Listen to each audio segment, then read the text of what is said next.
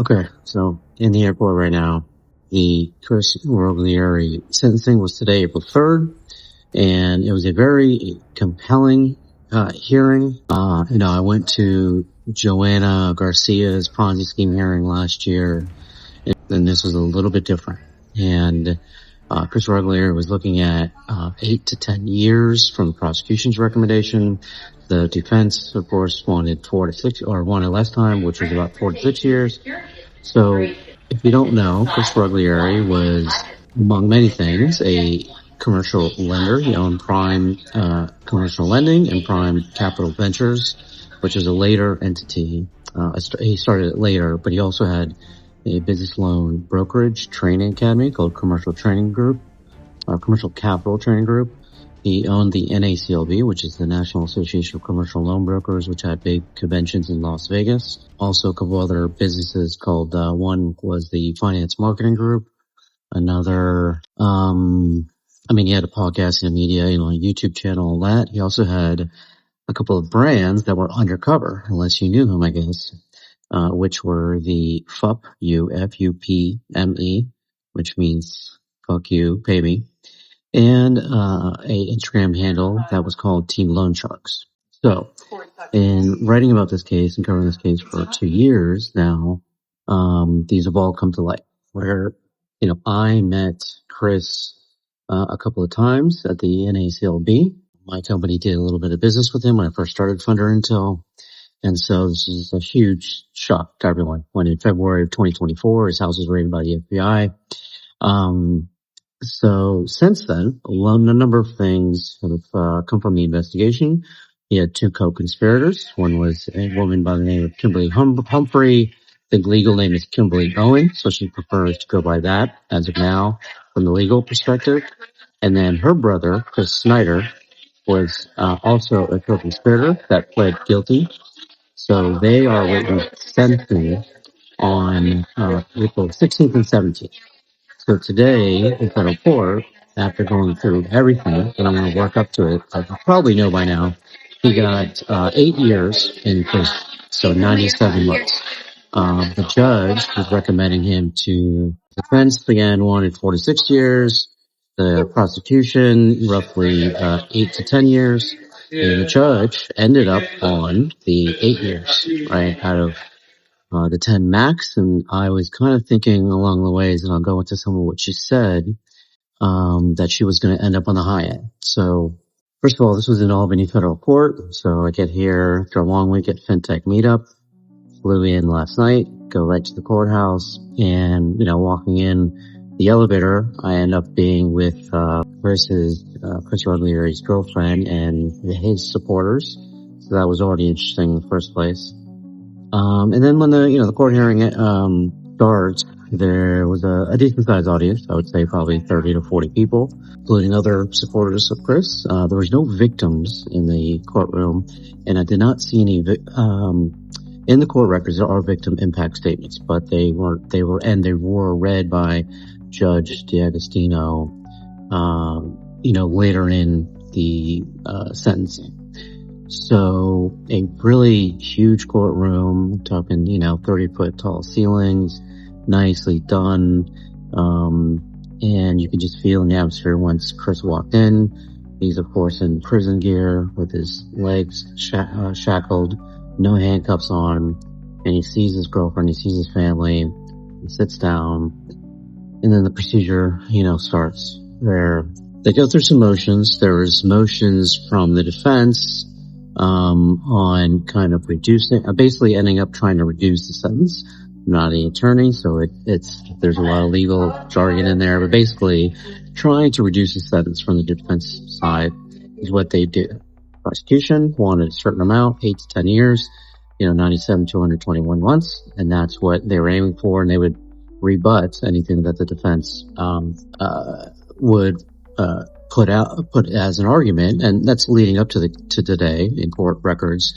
You can see that, to where those were discussed. One was Kris really the head person of this conspiracy? That was what the defense tried to argue, that he wasn't, that, even though his title of CEO of Prime Capital Ventures was his title, that there were other people, that Kimmy Humphrey was really just as much of a participant. They try to defend that even though he got more of the money, that he, was kind of equal footing, if you will. But the judge wasn't having that. The prosecution rebutted that. The judge was like, absolutely no way. I mean, there was 3 different arguments that the defense tried to make to reduce the sentencing. But, once the judge started talking, she's like, there's no way. Now, she's not believing that, especially given the money and text message proof. So the money, over $55 million, went to Kris's bank accounts. And then there was also a lot of text messages. I mean, there's pages and pages of text messages, but one of them was where Kimberly Owen, was like, yeah, you cannot take this deal because we cannot pay these people. And he was like, get control of yourself. We got this, something to that extent, paraphrasing. So that was proof from that aspect. Then, the defense argued that he's been a good person all his life. He's donated to charities. He's raised money for charities. He's never had any other issues, no legal issues ever, never arrested. And with all the businesses that he's helped, they give his supporters wrote letters, including his girlfriend, his brother was a former service member, his girlfriend's, father, his personal chef, and on and on. They're in support of his. And a couple of funny things in the court records where this one was really striking. The defense argued that some of the things that were on social media, again, I mentioned that Kris had a Instagram account called Team Loan Sharks, and then he also would post other online, salacious things or things that were showing off, his supercars, his Ferraris, his Mercedes Benz, his whatever. He's on our site you can see some of the exhibits, the evidence where he's like in Las Vegas, and he's got, a girl like pouring, alcohol, into his mouth. And then he's on video on YouTube saying, he's asked the question like, why do you have Team Loan Sharks as a handle? And even as his his rally car kind of, name. And he's like, they're like, are you really a loan shark? And he's like, it depends, you ask. And the judge, she didn't bring that part up. That's something that I found on my own. But what she did bring up was the fuck you pay me, handle that he would use not only on Instagram, but on his rally cars and in other aspects, online. So she would read out, she's like, I don't want to read this stuff out, but I'm going to read it out, because it has an impact on what she thinks of him in his true colors. And she said her true colors definition is that, people do what people do when they think no one else is watching is their true colors. And so she really emphasized that. And she was like, there's some quotes and some texts was like, the defense was like just trying to say that you followed the Goodfellas movies and you're just using fuck you pay me as fun. You didn't really think he was, a gangster or whatever. But then she would go back to other texts and she read out like fuck you pay me. And she read out, that, something, either was either two officials or two whoever's trying to catch him. So she read in court that he said in some text messages that, fuck those cocksuckers, they're not going to catch me, no one's going to catch me, and I do what I want. And, I'm paraphrasing a little bit, it's probably in the court, it will be in the court records, but all these quotes, like, super salacious, and she's reading them, and there's not a pin, you could hear a pin drop in the room. She's hammering them. And then one of the most memorable quotes from Judge D'Agostino today was that she said he is the face of the bottomless pit of greed. The face of the bottomless pit of greed. That's what she was saying when she kind of ended and transitioned to a new topic. So it was like, okay, when she said that, I was like, oh, he's getting a heavy sentence. It's definitely not going to be what the defense wanted. And again, the prosecution, which it's the office of New York. So one of the lead prosecutor was, I think, named Joshua Rosenthal. But kind of coincidentally, I mean, it's New York, but Todd Blanche is the deputy attorney general. And now that Pam Bondi was just fired, Todd Blanche is going to be the interim Attorney General. So anyway, so that's a little side note.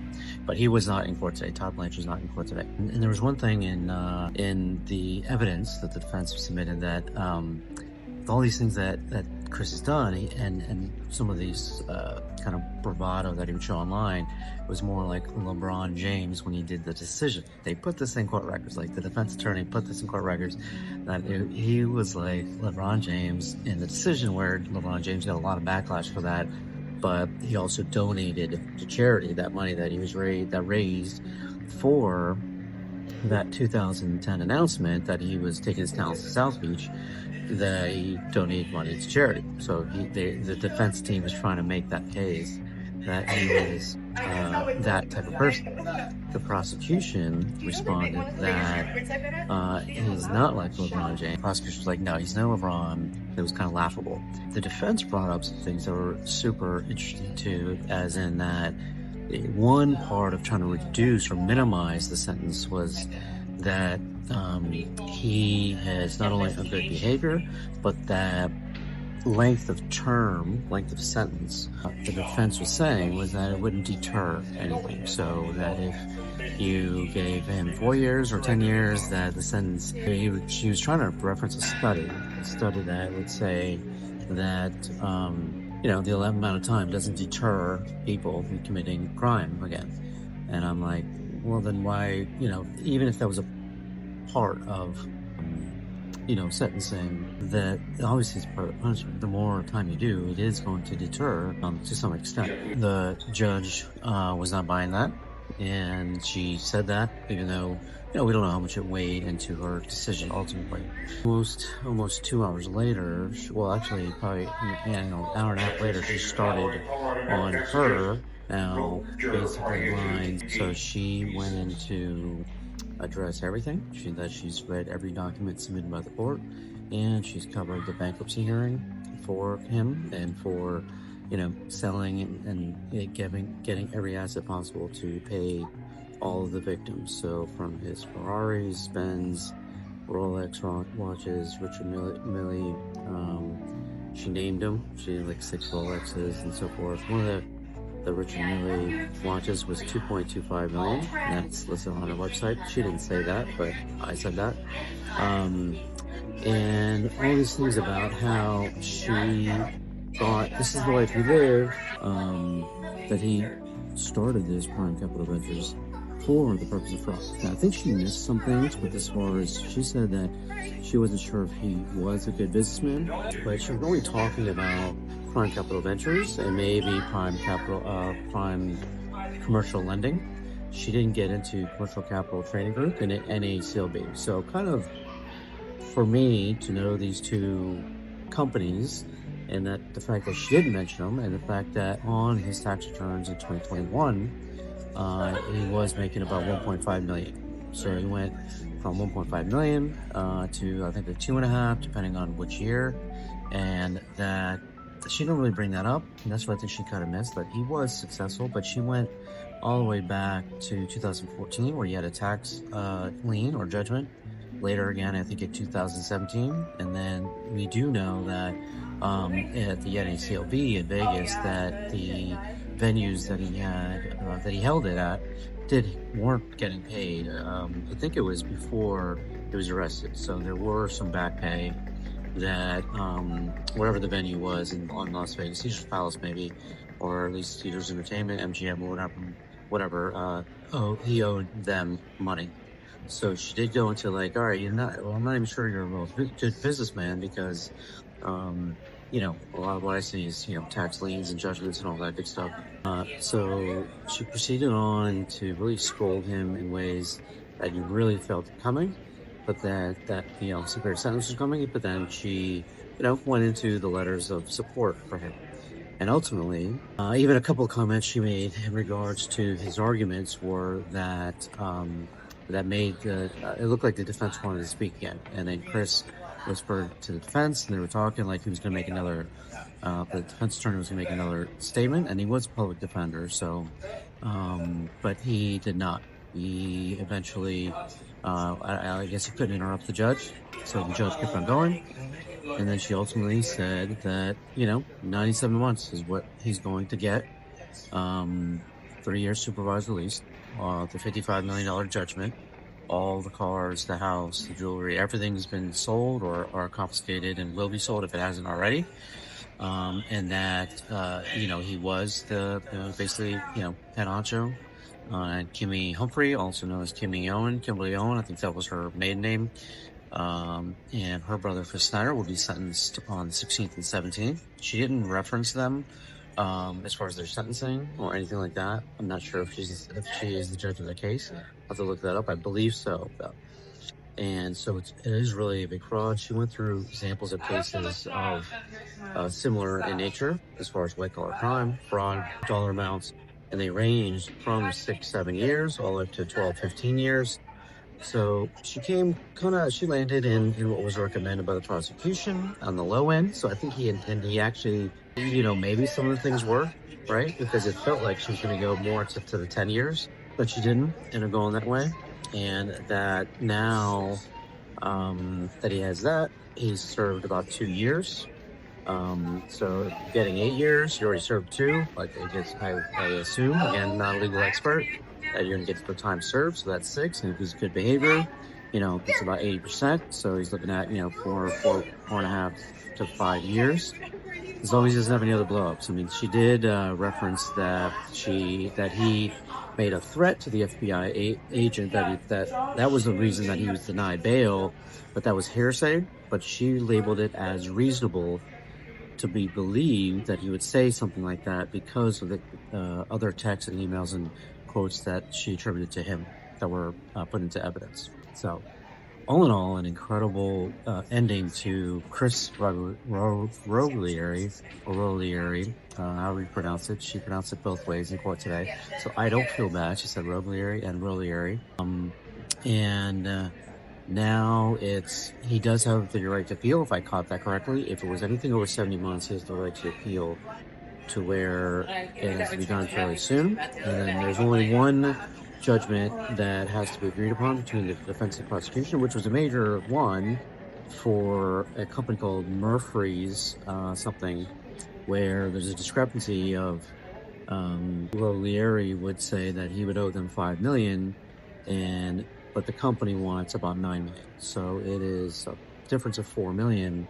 That is not just the money that he collected as an ICA, interest credit account deposit. It's the damages that they feel that they lost because of not getting that $5 million back. So that's the last thing that should be decided on within 2 weeks between the defense and the prosecution.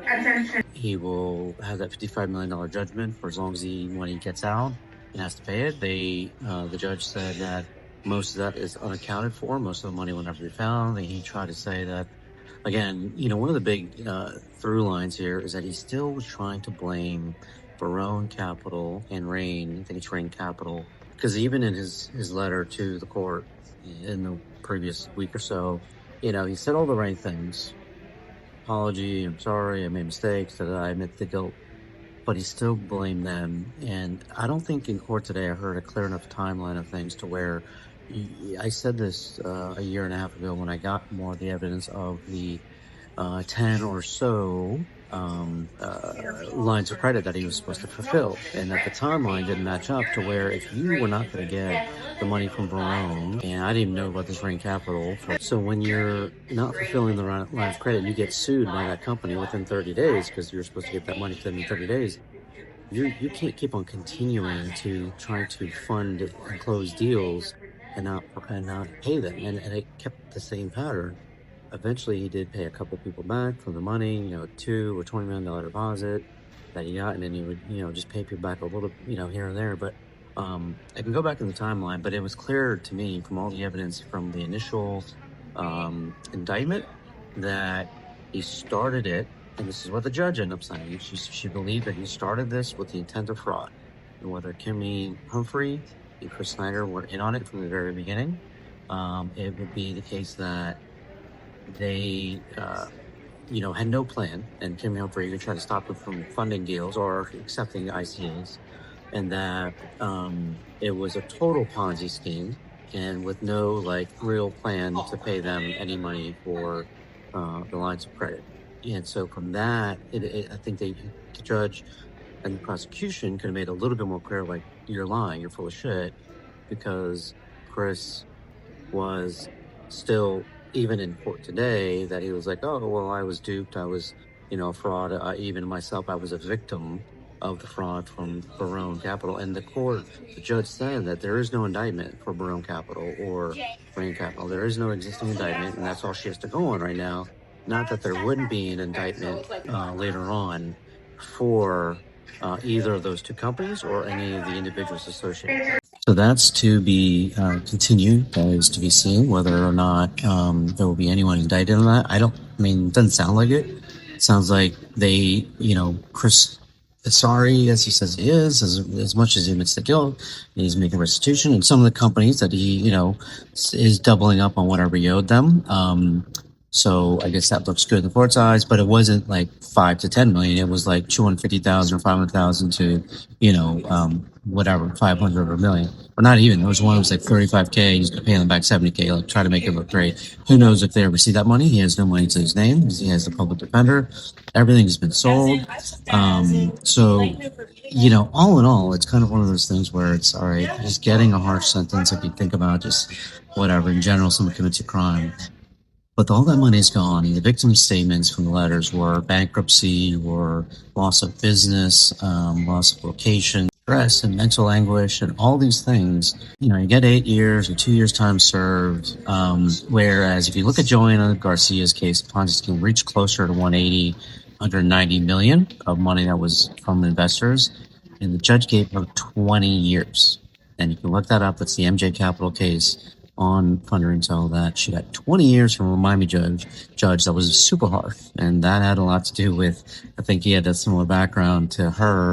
And he was like, you make us look bad. And but part of the MJ Capital case for her co-conspirator got it was either 8 or 9 years. So MJ Capital, more money. The co-conspirator, lesser, person in the scheme, got 9 years. Kris Roglieri, the head honcho, knew way better. He got 8 years. He knew way better as far as everything. And, again, it was like that is the only thing that crime he's ever been accused of or convicted of now. But it does make you wonder, when so many things are going right for you, how do you turn to a scheme, to a fraud that I'm not buying it? Sorry.